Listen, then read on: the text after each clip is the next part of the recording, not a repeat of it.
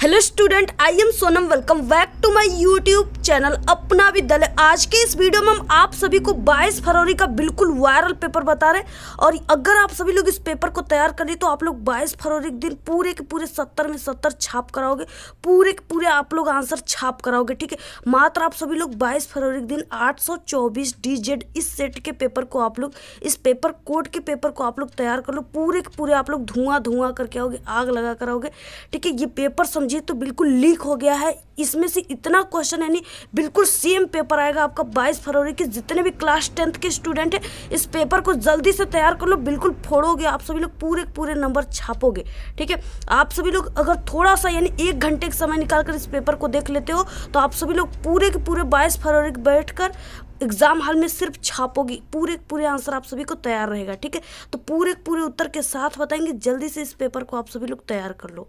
इसमें आपको 3 घंटे 15 मिनट का समय मिलेगा, ठीक है। और ये 100% बिल्कुल रियल पेपर है, यानी इसमें से बहुत सारे क्वेश्चन यानी पूरे क्वेश्चन आपके पेपर में मिलेंगे।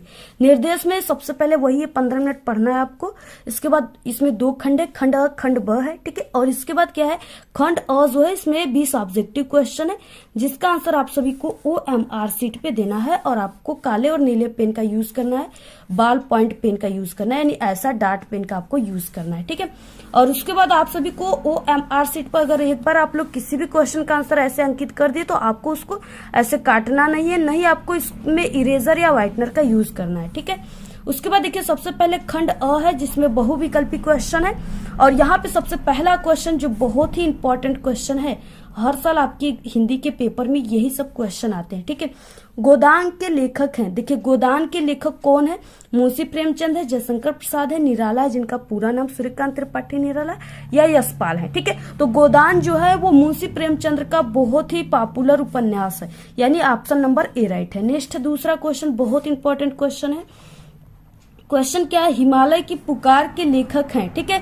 धर्मवीर भारती, जयप्रकाश भारती, जैनेन्द्र या अज्ञे जिनका पूरा नाम सच्चिदानंद हीरानंद वात्स्यायन अज्ञे जी है, तो यह प्रकाश भारती का है, ठीक है। ऑप्शन बी राइट है। नेक्स्ट तीसरा क्वेश्चन, कंकाल किस विधा की रचना है, उपन्यास है, कहानी है, नाटक है या एकांकी है, तो ये कंकाल, जो कंकाल है, ठीक है, ये जयशंकर प्रसाद का उपन्यास है। नेक्स्ट है यहाँ पे क्वेश्चन चौथा, कलम का सिपाही के लेखक है, बहुत वायरल क्वेश्चन है ये। जितने क्वेश्चन है सभी बहुत ही इंपॉर्टेंट क्वेश्चन है, ठीक है। अज्ञे है, जैनेन्द्र है, अमृत राय है, अमृत लाल नागर है। आपको देखिए इसमें कंफ्यूजन हो जाएगा, आपको कलम का सिपाही अगर पूछ दिया तो उसके लेखक अमृत राय है, ठीक है, न कि ये है। तो यहाँ पे आप लोग तैयार कर लीजिए। नेक्स्ट है जयशंकर प्रसाद की नाटक रचना है, ठीक है। तो ये चंद्रगुप्त जो है ये जयशंकर प्रसाद की नाटक है, स्कंदगुप्त भी जयशंकर प्रसाद की नाटक है, ध्रुव स्वामिनी भी है, यानी इनमें से सभी, ठीक है। ऑप्शन यहाँ पे डी राइट है। छठवां क्वेश्चन है, रीति काल में प्रधानता है, वीर रस की, श्रृंगार रस की, हास्य रस की या रौद्र रस की, ठीक है। तो देखिए रीति काल है, रीति काल को श्रृंगार काल भी कहा जाता है, श्रृंगार रस भी कहा जाता है, ठीक है। तो रीति काल में जो है ये श्रृंगार रस की प्रधानता, ऑप्शन यहाँ पे बी राइट है। नेक्स्ट क्वेश्चन देख लेते क्या है, बहुत ही वायरल क्वेश्चन है जितने भी हैं। अगर आप लोग इस पेपर को मात्र तैयार कर लिए तो आप सभी का 70 में जो है 65 नंबर बिल्कुल पक्का है, ठीक है। बाकी जो क्वेश्चन रहेंगे 5 नंबर के वो हमारे अलग पेपर से आएंगे, सो हम आपको इसके बाद बताएंगे। तो यहाँ पे पलासवन के रचयिता हैं, ठीक है, पद्माकर है, नरेंद्र शर्मा है, रहीम है या देव है, तो ये जो है पलासवन, ठीक है, इसके जो रचयिता है वो Narendra Sharma, option B right है। महादेवी वर्मा की रचना है, यामा जो है वो महादेवी वर्मा की रचना है, ऑप्शन ए राइट है। आंसू के रचयिता है निराला, महादेवी वर्मा, जयशंकर प्रसाद, दिनकर के रचनाकार आंसू, लहर, ठीक है, झरना, ये सब के रचनाकार जयशंकर प्रसाद है, ऑप्शन सी राइट है। रीति मुक्त कवि हैं, आलम, ठाकुर, बोधा या ये सभी, ठीक है। तो रीति मुक्त जो कवि हैं वो आलम भी है, बोधा, ठाकुर भी है, बोधा भी है, यानी इनमें से सभी है। तात तात हा तात पुकारी पंक्ति में रस है, ठीक है। तो यहाँ पे देखिए तात मीन्स होता है पिता, ठीक है, और एक तात मीन्स होता है बेटा। तो यानी एक बेटे जो है वो बहुत ही दुख में अपने पिता को पुकार रहा है, तो दुख का बात इसमें कहा गया है, तो ये करुण रस है, ऑप्शन सी राइट है। नेक्स्ट है पड़ी थी बिजली सी विकराल, पंक्ति में उपमान है, यानी यहाँ पे उपमान पूछा है। ठीक है, ऐसे ही आएंगे आपके रसचंद्र अलंकार ऑब्जेक्टिव के रूप में। ठीक है, तो यहाँ पे विकराल है, यहाँ पे विकराल जो है वो उपमान है, ऑप्शन ए राइट। रोला छंद है, सममात्रिक छंद, अर्ध सममात्रिक छंद, विषम मात्रिक या वर्णिक वृत्त। ठीक है, तो जो रोला छंद है वो क्या है, वो सममात्रिक छंद है, ऑप्शन यहाँ पे ए राइट है।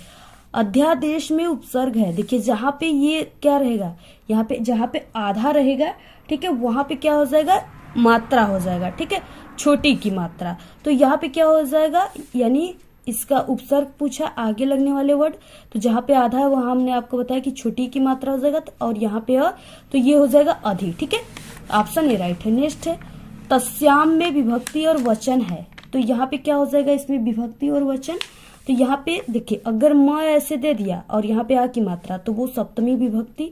ठीक है, सप्तमी विभक्ति क्या हो जाएगा, एक वचन, तो यहाँ पे क्या हो जाएगा, ऑप्शन नंबर सी राइट है। तो यहाँ पे ऑप्शन सी राइट है। नेक्स्ट 16 क्वेश्चन, त्रिलोक में समास है। देखिए त्रिलोक, इसका मतलब क्या है, यहाँ पे त्रिलोक का बात कहा गया है, यानी इसमें कौन सा समास हो जाएगा, इसमें द्विगु समास हो जाएगा। ठीक है, क्योंकि ये 3 लोकों का बात कहा गया है, तो यहाँ पे ये द्विगु समास हो जाएगा। ठीक है, क्योंकि इसमें त्रिलोक का मतलब 3 लोक का बात कहा गया है, यानी इसमें संख्या का नाम लिया गया। ठीक है, यानी संख्या का बोध किया गया है, यानी 3 लोक है, 3 लोक है। ठीक है, तो इस तरीके से यहाँ पे संख्या का बोध हो रहा है, यहाँ जहाँ पे संख्या का बोध होता है वहां पे द्विगु समास होता है।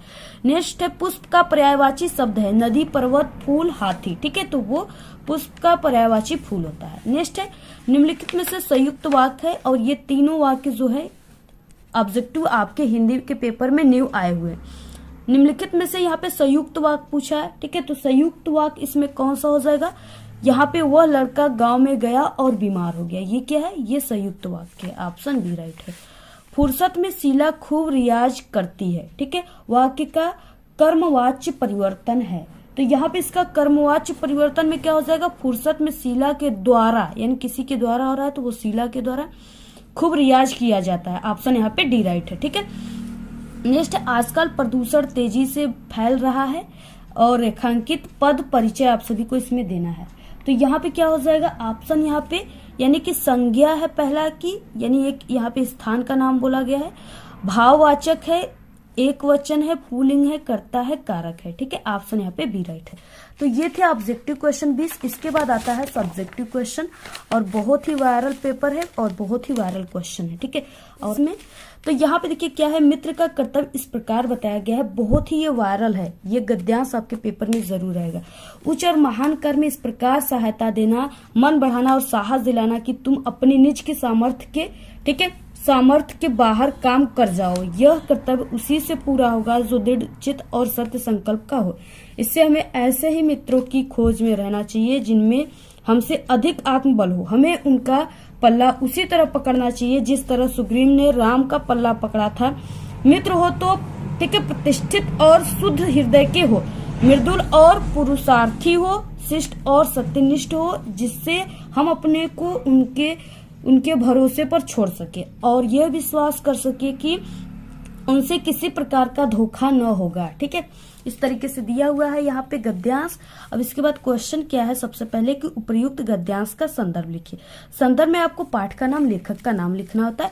अब देखिए यहाँ पे बार बार मित्र आया हुआ है, तो यहाँ पे क्या है, यानी मित्र ऐसा हो, मित्र इस तरीके से कई बार मित्र आया हुआ है, तो यानी ये जो है ये मित्रता पाठ से, और इसके लेखक आचार्य रामचंद्र शुक्ल है। ठीक है, ये हम आपको यहाँ पे ट्रिक बता रहे हैं। ऐसे आप सभी को क्या करना है, इसको पहचानना है। अगर आप लोग पूरे क्लास 10th के हिंदी के पाठ और लेखक को पहचानना चाहते हो तो इसकी ट्रिक चैनल पे हमारे बन चुकी है। आप लोग ठीक है, यानी आप लोग YouTube पर सर्च कीजिएगा कि गद्यांश पहचानने की ट्रिक अपना विद्यालय, ठीक है, तो वहां पे हमारी वीडियो आ जाएंगी, वहां से आप लोग देख लीजिएगा। तो यहाँ पे क्या है, सबसे पहला कि आपको संदर्भ लिखना है और इसमें पाठ का नाम, लेखक का नाम लिखना होता है, जैसा कि हमने आपको बताया। ठीक है, तो यहाँ पे देखिए आपको कैसे लिखना स्टार्ट करना है। सबसे पहले खंड ब, वर्णनात्मक प्रश्न, ठीक है, प्रश्नोत्तर संख्या जो भी है 21, तो वो लिख देना है। इसके बाद ये गद्यांश है, तो आपको यहाँ पे गद्य लिखना है। ठीक है, हमने कॉपी लिखो में सभी ट्रिक बताया हुआ है कैसे आपको लिखना है। और इसके बाद आप सभी को यानी आगे के 2 वर्ड, मित्र का कर्तव्य डैश डैश धोखा न होगा, ठीक है, यहाँ तक आपको आगे के 2 वर्ड डैश डैश करके लास्ट के 2 वर्ड को ऐसे लिख देना है। मित्र का कर्तव्य धोखा ना होगा, डैश डैश करके ऐसे बीच में।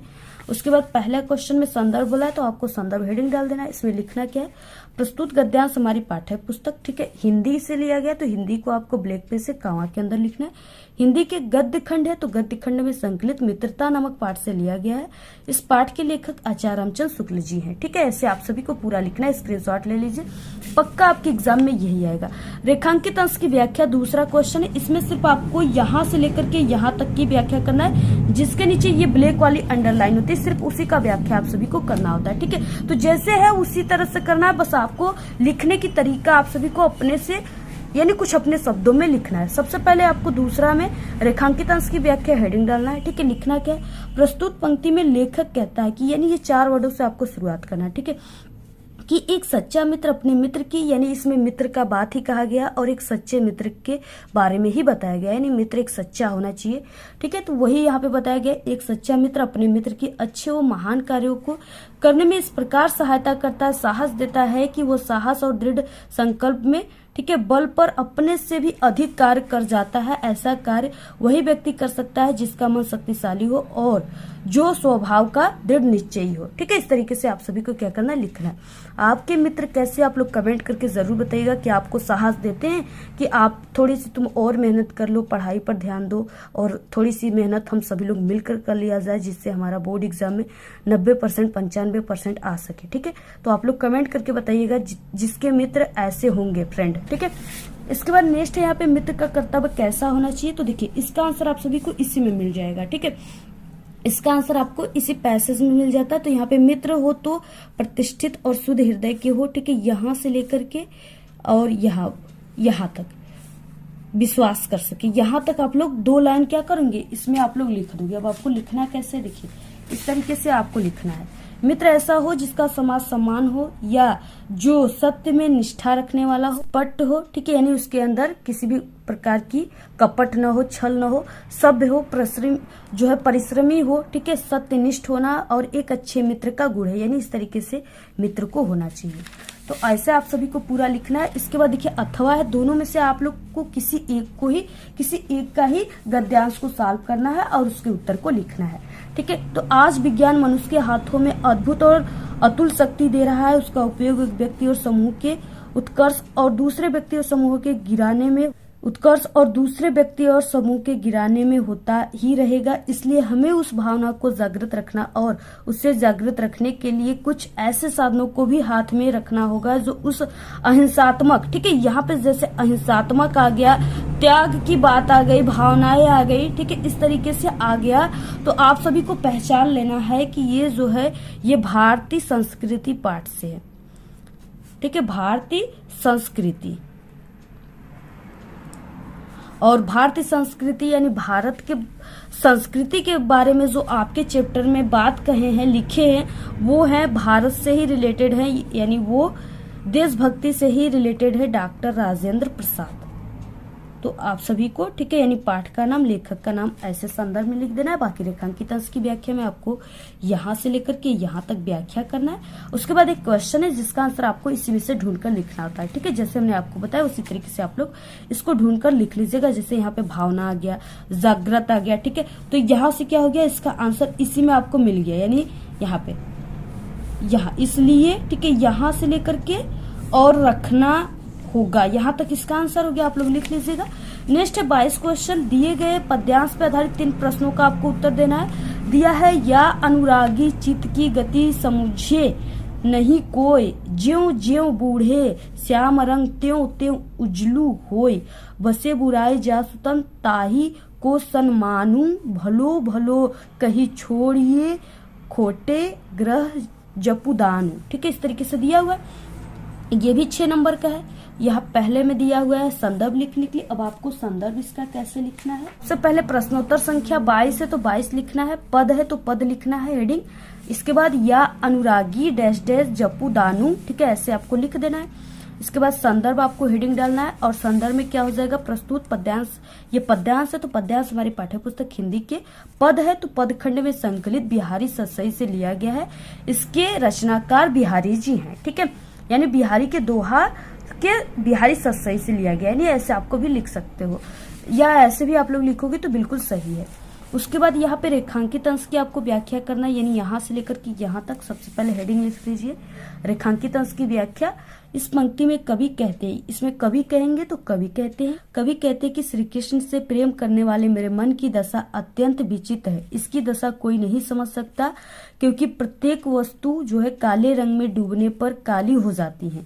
श्री कृष्ण भी श्याम वर्ण के हैं, किंतु कृष्ण के प्रेम में मग्न यह मेरा मन जैसे जैसे श्याम रंग में मग्न होता है वैसे वैसे श्वेत यानी पवित्र होता जाता है। ठीक है, यानी ये बिहारी जी कह रहे। बिहारी जी जो हैं वो श्री कृष्ण के बहुत ही अच्छे भक्त थे।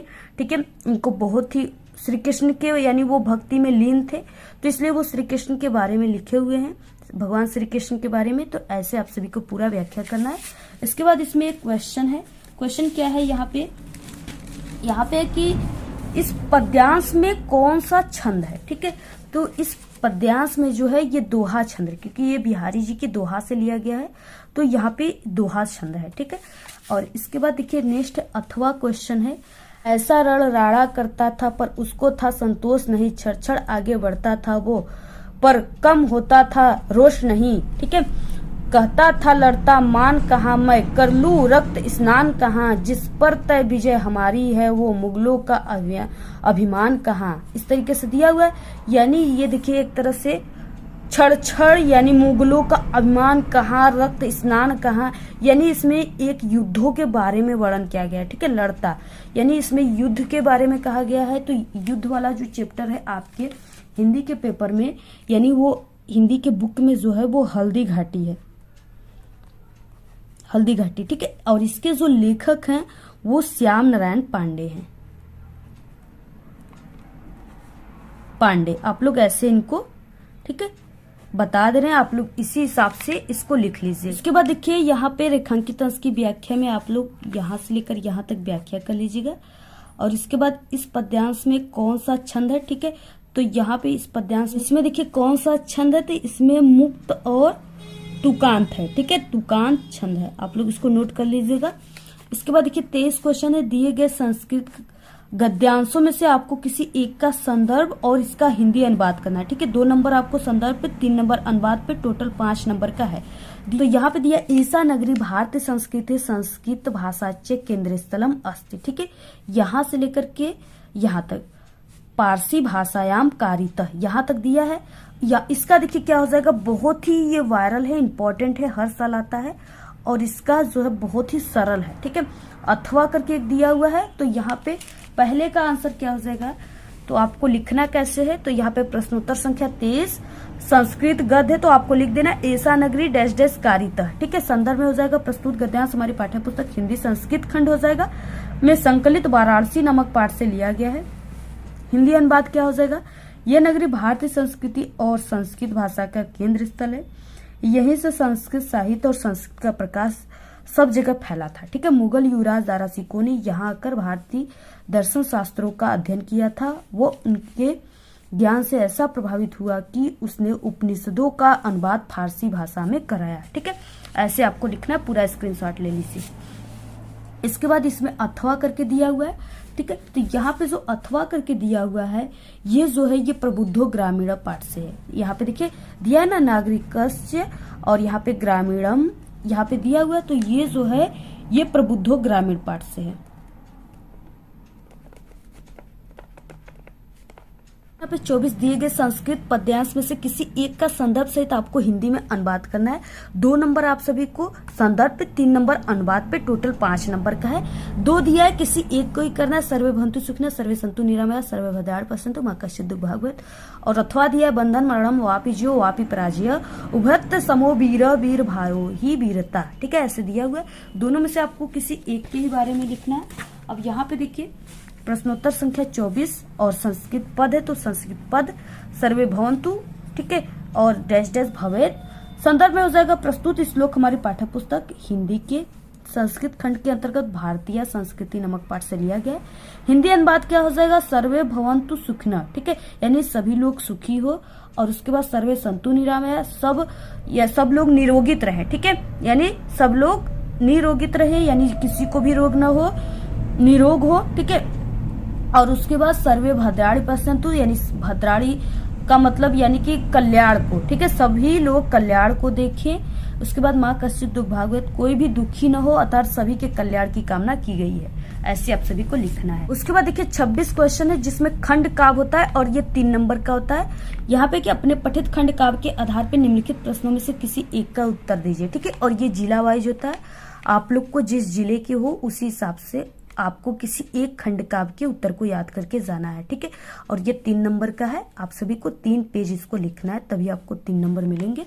जैसे जय सुभाष खंड काव्य की द्वितीय सर्ग और तृतीय सर्ग की कथा वस्तु अपने शब्दों में लिखिए, ठीक है। और यहाँ पे पहला और दूसरा करके है, जिसमें से आपको किसी एक को ही लिखना है। तो ये जिला वाइज होता है, आप लोग जिस जिले को उसी हिसाब को आपको याद करना है। तो अगर आपको ये नहीं पता है कि हमें कौन सा पढ़ना है, तो हमारे चैनल पे एक वीडियो है कि जिस जिले के छात्र हैं, यानी किस जिले के छात्र को कौन सा जो है खंड काव्य याद करके जाना है, हमने बताया हुआ। आप लोग यूट्यूब पर सर्च करके देख लीजिएगा खंड काव्य अपना विद्यालय, या आप लोग हमारे चैनल पे विजिट करके देख लीजिएगा, ठीक है। कई दिया है यहाँ पे, कर्मवीर, मुक्तिदूत, मेवाड़ मुकुट, ज्योति जवाहर और कर्ण, ठीक है, मातृभूमि, अग्रपूजा, जय सुभाष, इस तरीके से कई दिया हुआ है। इसके बाद नेक्स्ट है यहाँ पे 26 क्वेश्चन में क, निम्नलिखित लेखकों में से किसी एक लेखक का जीवन परिचय दीजिए और उनकी किसी एक रचना का भी आपको नाम लिखना है, ठीक है, रचना का भी लिखना है। 3 नंबर जीवन परिचय पर, 2 नंबर रचना पे, टोटल 5 नंबर का है। पहला है आचार्य रामचंद्र शुक्ल, जो काफी इंपॉर्टेंट है, रामधारी सिंह दिनकर और जयप्रकाश भारती, तीनों काफी इंपॉर्टेंट है। अब देखिए आपको कैसे लिखना है, तो यहाँ पे हम आचार्य रामचंद्र शुक्ल का बताएंगे। यहाँ पे देखिए प्रश्नोत्तर संख्या 26 का क, आचार्य रामचंद्र शुक्ल, ऐसे लिखना है। जीवन परिचय, हिंदी के प्रमुख साहित्यकार आचार्य रामचंद्र शुक्ल का जन्म 1884 ईस्वी में बस्ती जिले के अगोना नामक ग्राम में हुआ था। इनके पिता का नाम चंद्रवली शुक्ल तथा माता का नाम विभासी था। इनकी प्रारंभिक शिक्षा हमीरपुर में हुई। 1921 ईस्वी में मिर्जापुर के मिशन स्कूल से हाई स्कूल की परीक्षा उत्तीर्ण की और गणित में कमजोर होने के कारण गणित में फेल हो गए थे, ठीक है। कमजोर होने के कारण इंटर की परीक्षा नहीं दे सके और कुछ दिनों तक इन्होंने नागरिक परिचारिका सभा, इनकी जो पत्रिका है, उसका इन्होंने संपादन किया। श्वास का दौरा पड़ने के कारण सन 1941 ईस्वी में इनका निधन हो गया। और इनकी रचना है रस मीमांसा, जो काफी वायरल है और ये आपके ऑब्जेक्टिव में भी आएगा। चिंतामणि, ठीक है, त्रिवेणी विचार विधि है। आप लोग इनकी रचनाओं को भी याद कर लीजिए, जो आपके ऑब्जेक्टिव के लिए काफी इंपॉर्टेंट होगा, ठीक है। तो इस तरीके से आपको लिखना है, पूरा स्क्रीनशॉट ले लीजिए और ऐसे ही आप सभी को लिखना है पूरा। देखिए 26 का ख, यानी सबसे इंपॉर्टेंट कवि परिचय में कौन कौन सा जीवन परिचय है, जो आप सभी के इस बार बोर्ड एग्जाम में पेपर में बिल्कुल हिंदी के छप चुके हैं, यानी बहुत ही इंपॉर्टेंट है, आएंगे 100% आपके पेपर में, ठीक है। वो है कि यहाँ पे निम्नलिखित कवियों में से किसी एक कवि का आपको जीवन परिचय लिखना है और उनकी रचनाओं को लिखना है। पहला है सबसे इंपॉर्टेंट तुलसीदास, बिहारी और महादेवी वर्मा, ठीक है। महादेवी वर्मा का हम पहले से बता चुके हैं, बिहारी जी का भी आप लोग प्लेलिस्ट में देख लीजिएगा। तुलसीदास का देखिए क्या हो जाएगा, यहाँ पे हम आपको बता देते हैं। प्रश्नोत्तर संख्या आपको 26 का ख लिखना है, गोस्वामी तुलसीदास। जीवन परिचय हो जाएगा, भक्ति काल के सर्वश्रेष्ठ कवि तुलसीदास जी का जन्म, ठीक है, सन 1532 ईस्वी को बांदा जिले के राजापुर नामक गांव में हुआ था, ठीक है, गांव में हुआ था। इनके पिता का नाम आत्माराम दुबे तथा माता का नाम इनके हुलसी था। इनका बचपन का नाम राम बोला था, ठीक है, क्योंकि ये जब बचपन में इनका जन्म हुआ था तभी ये अपने जन्म लेते ही ये राम भगवान का नाम ले लिए थे, इसलिए इन्हें तुलाराम या राम बोला कहा जाता है। और ये सरयू प्राणी ब्राह्मण थे। इनके माता पिता इन्हें बचपन में ही त्याग दिए थे, ठीक है। जब ये इनका जन्म हुआ था तो इनके मुख में दांत पाए गए थे, जिससे इनके माता पिता इन्हें राक्षस समझ के नदी के किनारे, तालाब के किनारे फेंक दिए थे। तब स्वामी नरहरिदास, जो कि तुलसीदास के गुरु हैं, वो इनको अपने घर ले गए और इनका पालन पोषण किया और इनका विवाह भी रत्नावली के साथ बड़े हो गए तो किया, ठीक है। ये अपनी पत्नी के प्रेम में बहुत अनुरक्त रहते थे, यानी पत्नी जी से बहुत प्रेम करते थे, लेकिन पत्नी के डांट के कारण इनके मन में वैराग्य उत्पन्न हो गया और ये काशी चले गए। इनका जीवन काशी, अयोध्या और चित्रकूट में अधिक बीता है। इनकी जो मृत्यु हुआ था वो सन 1623 ईस्वी काशी के 80 घाट पर हो गया था, ठीक है। और ये जो है ईस्वी में लिखा है, ठीक है, इनकी मृत्यु और जीवन यानी जन्म दोनों हमने ईस्वी में लिखा है। और जो अगर आप सभी लोग इसका यानी कि आप लोग संवत में लिखोगे तो इनकी मृत्यु 1680 ईस्वी में हुआ था, संवत में, ठीक है। लेकिन अगर आप लोग ईस्वी में अगर आप लोग जन्म लिखे तो आपको मृत्यु भी ईस्वी में लिखना होगा। इसके बाद देखिए इनकी आपको रचनाएं भी लिखना है, तो रचनाएं आप सभी को कैसे लिखना है, अब देखिए यहाँ पे महत्वपूर्ण रचनाएं, ठीक है, रामचरितमानस, विनय पत्रिका, गीतावली इत्यादि इनकी प्रमुख रचनाएं हैं। उसके बाद देखिए 27 क्वेश्चन है, अपने पाठ्य पुस्तक से कंठस्थ किया हुआ कोई एक श्लोक आपको लिखना है जो इस पूरे प्रश्न पत्र में ना आया हो। ठीक है, तो आप सभी लोग अब्दो दुर्गामी च साक्षरो न च पंडित, ठीक है, ये वाला आप सभी लोग श्लोक लिख लीजिएगा, बहुत ही सरल है, अच्छा है, और ये 2 नंबर का है। नेक्स्ट है, अत्यावश्यक गृह कार्यवश अवकाश लेने के लिए अपने प्रधानाचार्य को एक आपको प्रार्थना पत्र लिखना है। ठीक है, तो देखिए यहाँ पे ये 4 नंबर का है, तो आपको लिखना कैसे, यानी आपको पत्र लेखन प्रश्नोत्तर संख्या 30, शुरुआत कैसे करना है, सेवा में कामा श्रीमान प्रधानाचार्य जी या प्रधानाध्यापक जी। ठीक है, आपको यहाँ पे अपने स्कूल कॉलेज का नाम लिखना है, हमने जैसे कि स्कूल कॉलेज का नाम लिख दिया, और इसके बाद विषय है आकस्मिक अवकाश हेतु पत्र या अवकाश लेने के लिए पत्र। ठीक है, और इसके बाद महोदय सबने निवेदन है कि आज मेरे घर पर एक अति आवश्यक कार्य होने के कारण मैं दिनांक, जितना भी दिनांक से आप लोग नहीं जाओगे, छुट्टी लेना चाहोगे, वो दिनांक आपको लिखना है, को कॉलेज आने में समर्थ हूँ, अतः आपसे विनम्र निवेदन है कि एक दिन की आकस्मिक अवकाश प्रदान करने की कृपा करें। धन्यवाद। दिनांक जो भी आपको लिख देना, आपका आज्ञाकारी शिष्य, और आपको बोर्ड एग्जाम में नाम नहीं लिखना होता है तो आपको क ख ग लिखना है उसके जगह पर, क्लास जो भी आपको वो लिख देना है। ठीक है, ऐसे आपको पूरा लिखना है। उसके बाद देखिए 29 क्वेश्चन है, निम्नलिखित प्रश्नों में से किन्हीं 2 प्रश्नों का आप सभी को उत्तर लिखना है संस्कृत में। ठीक है, और ये यानी 2 का करना है, यानी 1-1 नंबर का है, 2 नंबर का है। पहला क्वेश्चन है कुत्र मरणम मंगलम भवति। ठीक है, तो यहाँ पे प्रश्नोत्तर संख्या 29, पहले का आंसर हो जाएगा वाराणस्याम मरणम मंगलम भवति। इसके बाद ग्रामीणान, ठीक है, क उपाहसत, तो यहाँ पे ग्रामीणान एक नागरिको उपाहसत। विद्या केन वर्धते, तो विद्या अभ्यासेन वर्धते। ठीक है, यानी ज्ञान कैसे बढ़ता, अभ्यास से बढ़ता है।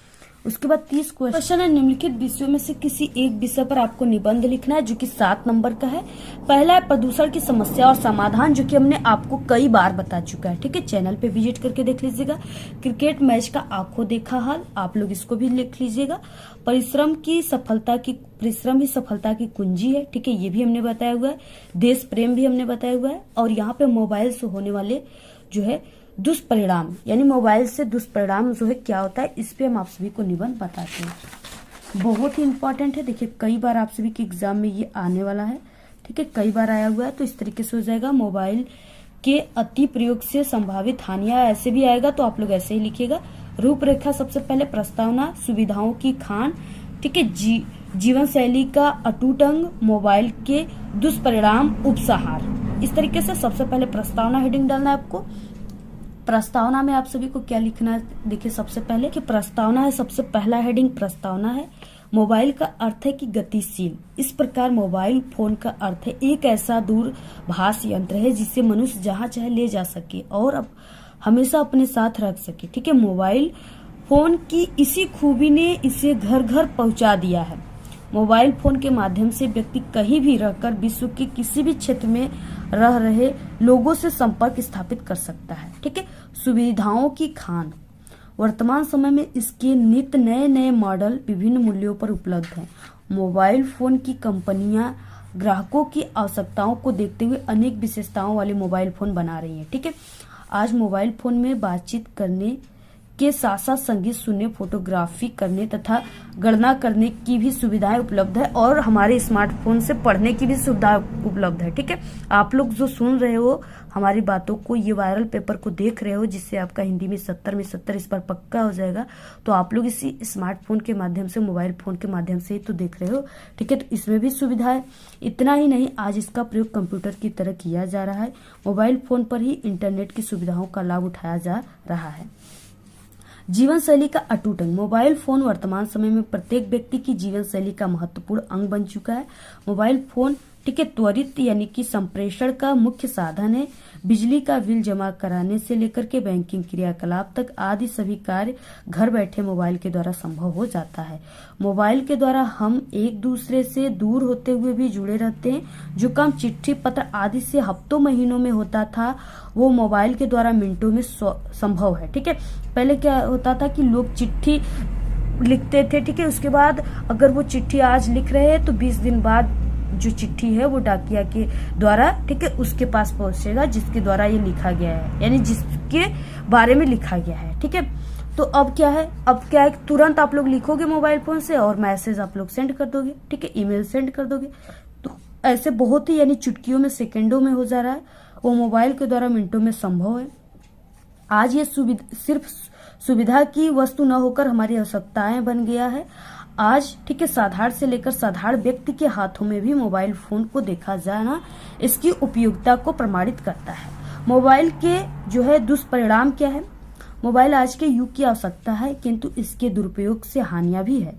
पहला है, आजकल के युवा वर्ग यानी आप सभी लोगों में से अनावश्यक मोबाइल का प्रयोग करते, इससे उनका समय नष्ट होता है। ठीक है, पढ़ने लिखने वाले बच्चे कभी कभी मोबाइल में इतना लीन हो जाते हैं कि उनका सारा समय बर्बाद हो जाता है। जैसे आप सभी लोगों में से ऐसे स्टूडेंट होंगे जो अभी तक सिर्फ मोबाइल फोन ही चलाते होंगे, और जब वो एग्जाम आएगा तब वो मोबाइल से पढ़ने बैठेंगे। ठीक है, उन्हें पढ़ने लिखने का समय नहीं मिल पाता है। दूसरा क्या है, आजकल मोबाइल के माध्यम से जो है आपराधिक मामले अधिक बढ़ गए हैं। ठीक है, बड़े बड़े आपराधिक मामलों को मोबाइल के माध्यम से ही अंजाम दिया जा रहा है। मोबाइल के अत्यधिक प्रयोग का असर हमारे मानसिक स्वास्थ्य पर भी पड़ रहा है। आजकल के युवा बच्चे मोबाइल पर अश्लील चीजें देख रहे हैं और इससे उनका जीवन चौपट भी हो जा रहा है। ठीक है, तो इस तरीके से ये है मोबाइल पे निबंध, बहुत ही इम्पोर्टेंट है मोबाइल से होने वाले दुष्परिणाम, और ये आपके एग्जाम में जरूर आएगा। ठीक है, तो इस तरीके से आप लोग इसका स्क्रीनशॉट ले लीजिए और आप लोग इसको पूरा तैयार कर लीजिए। हम आपको बहुत ही सरल तरीके से बताए हैं, और ये आप सभी लोग इसको बनाकर अपने शब्दों में भी लिख सकते हो, तो ऐसे ही आप लोग लिख लीजिए। आज के इस वीडियो में सिर्फ इतना ही। आपको ये वीडियो कैसा लगा? अगर वीडियो पसंद आए तो एक बड़ा सा लाइक कर दे, चैनल पे नए तो सब्सक्राइब करके बेल आइकन को जरूर प्रेस कर दे। Thanks, all the very best, bye bye.